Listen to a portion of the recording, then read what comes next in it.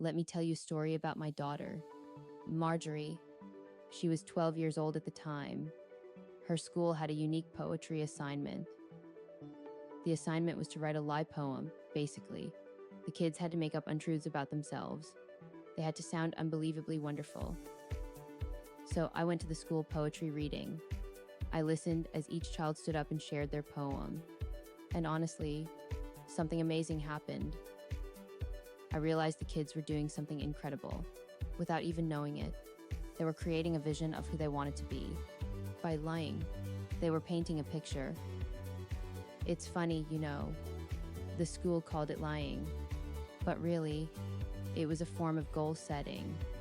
They just didn't have the right language for it. It shows how out of touch we can be with motivation. To invite a big vision, they called it a lie. How do you explain that to a higher intelligence? Here's the real problem. Most of us cannot see the truth of who we could become. Our potential is hidden, just out of sight. So, the school stumbled on an unintended solution. If it's hard to imagine your potential, start with a fantasy. Begin by expressing it as a story. Think up some stories about who you would like to be. Who's that person? What do they do? How do they feel? Just let your imagination run. Here's the powerful part. Your subconscious mind doesn't know you're fantasizing. It either receives pictures or it doesn't. It doesn't judge them as lies. So when you feed it a picture of your best self, it starts to accept it. It begins to work with that image. It starts building a new blueprint. Soon, you begin to create the necessary blueprint for stretching your accomplishments. Your mind now has a map to follow. This is the core life lesson. Without a picture of your highest self, you can't live into that self.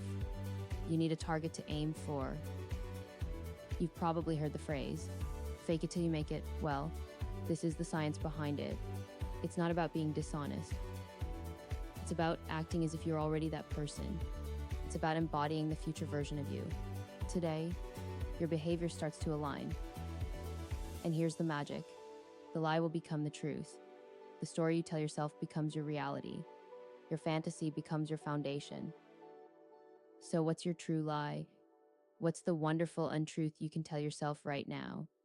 Maybe it's that you're confident, or capable, or resilient. Start small, write it down, say it out loud. Tell yourself the story every single morning. Feed that picture to your subconscious.